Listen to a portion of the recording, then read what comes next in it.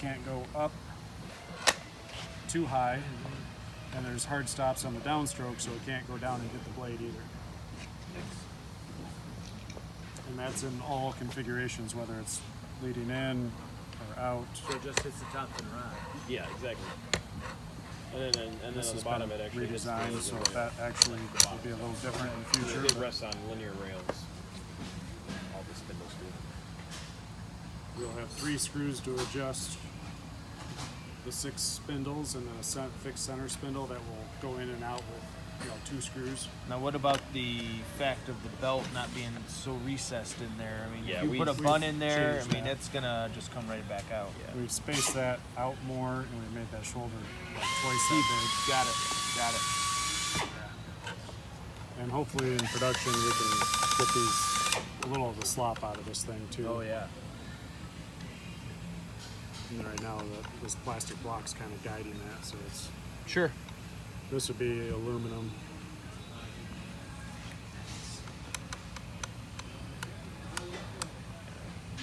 That's down to just the height of that boss there needs to be Yeah, there's a little bit taller. we've readjusted the stops on this so it won't go more than there, so it won't hit the wheels. Okay. Same thing on this end. And we think under all conditions it'll clear everything. It can't hit the base plate. It should keep.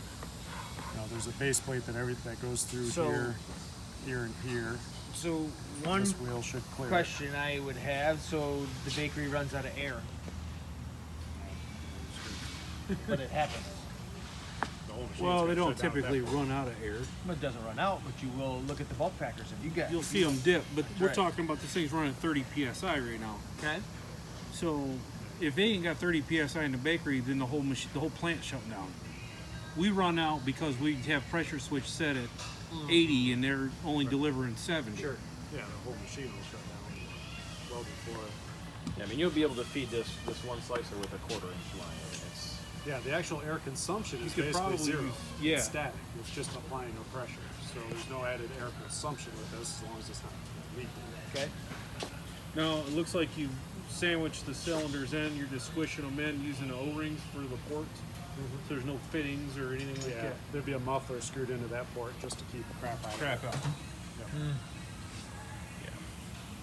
yeah, that way each spindle just has one supply line. Basically, we have three spindles that will come up into a little manifold, and then 3 spindles that come up into a little manifold through a slot in the plate. Also have the LVDT incorporated into this so that we can electronically measure and move this as needed or wanted. So the automatic function, like the bottom grouper, is basically identical. Not that we have to provide that, but that it's there if we Right. when we get to it. There's also a sheet metal pointer, basically a sheet metal bent piece that goes on here that would stick out from the back plate, and where we can just put a scale and then also a regular rotating hex rod so you can mark it.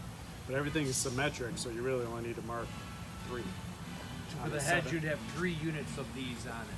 There'd be 6 of these, 6 of them. plus a center spindle, which would be basically the identical piece, but fixed For a in. 7-spindle head. Got it. Yeah. But this, they're mechanically linked, so you really only need to set these 3. The Yeah, other if you 3 set one set, the other set's the same. gonna follow. Yeah, symmetrical adjustment. Using the exact same rod as the grouper, same nuts as the grouper. I'm thinking we're only gonna end up with maybe 25 unique parts. It's pretty low. I was gonna get a count on it today just to see. I mean, the vast majority of the unique parts are in these. The rest of it Yeah, this is all unique, but pretty much the rest of it, the guarding sheet metal pieces. The actual frame of it now is basically just all guarding. It's not structural. So the whole outside shape, which is pretty much the same, it's a little taller, pretty much is all just guarding. There's one base plate, that's a water jet machine piece that everything bolts to, goes up and down on. Piece of 3/4 inch aluminum.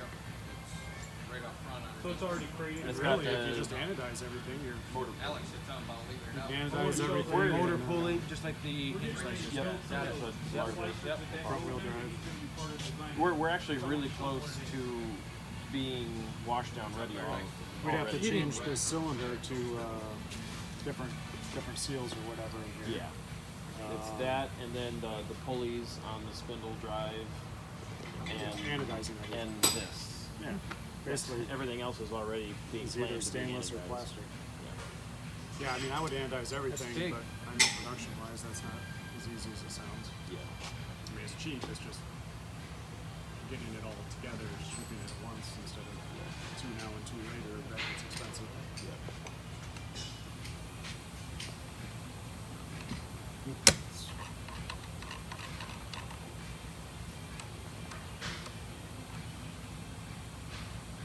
How come one does go lower than the other one? Between these two, Yeah. it could just be down to the length of the belt. Okay. Yeah, it's I cut it with a utility knife, so I take measure. probably more. But the just- weight's identical from one side to the other. It should be as near Right, enough that it wouldn't make right, a difference. right. It's awfully darn close though.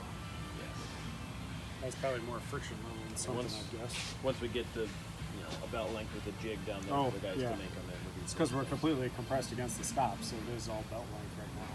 Yeah. So we have consensus. We're gonna Looks good. build it, ship it. Need to give it a try. How many? Okay, since we go back to the bagger question, how many more or less parts in this than the standard head, roughly? Right? I mean, that's huge. Haven't even begun to measure yet. But the number of unique parts, like we said, we're talking 25, 30 unique parts. I think it's great. Total number of parts.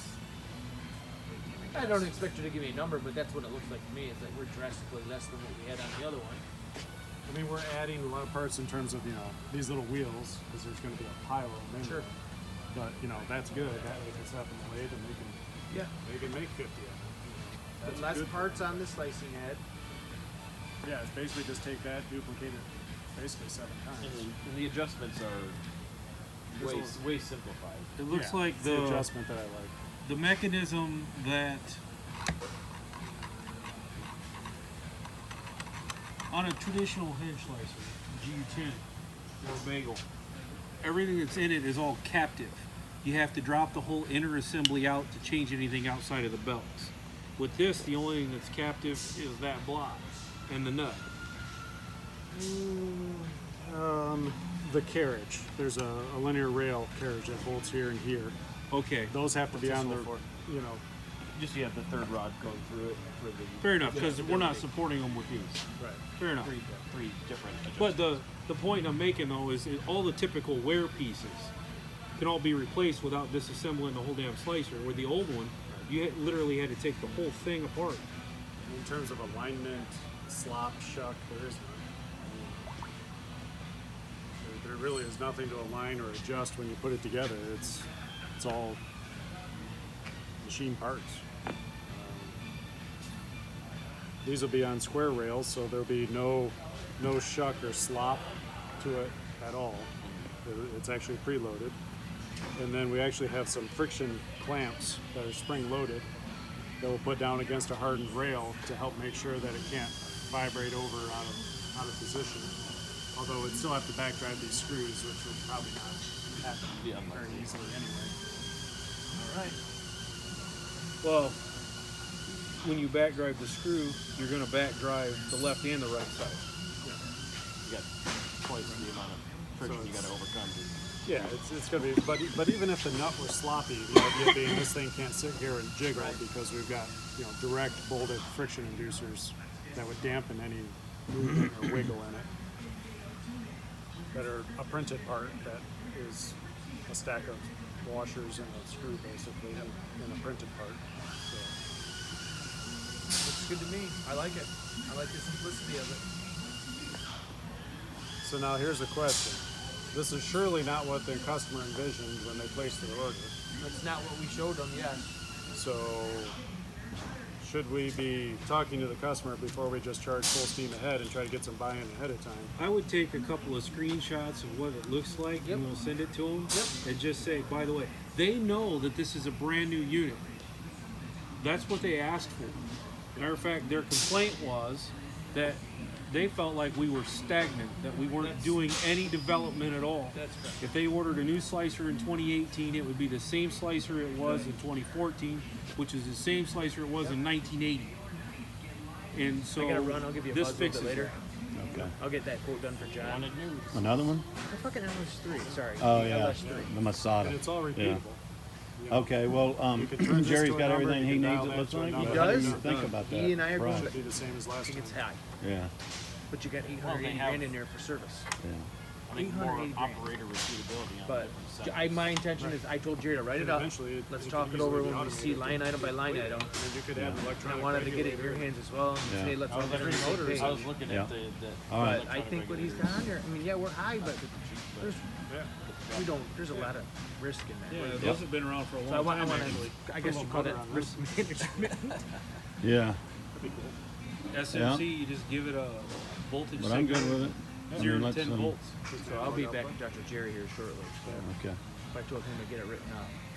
all right, So, sounds good. all right. You know, Yeah, let's get there's- pictures, and I agree with Aaron. We'll send it to Brian. I mean, it's all there. The model's fully. You wanna- we could even show it in different positions if they wanted to see. Yeah. You know. Should we just send him a link to this video, or We is could that? do that too. He just hears talking about it. Probably should show him the model because he doesn't know. You Yeah. know, to get a more of a big frame picture. Oh, yeah, Yeah. yeah, that's it what you looks meant by screenshots, yeah. That'll work. All right, so we're in consensus. I I'm like gonna it. send this off to DJ.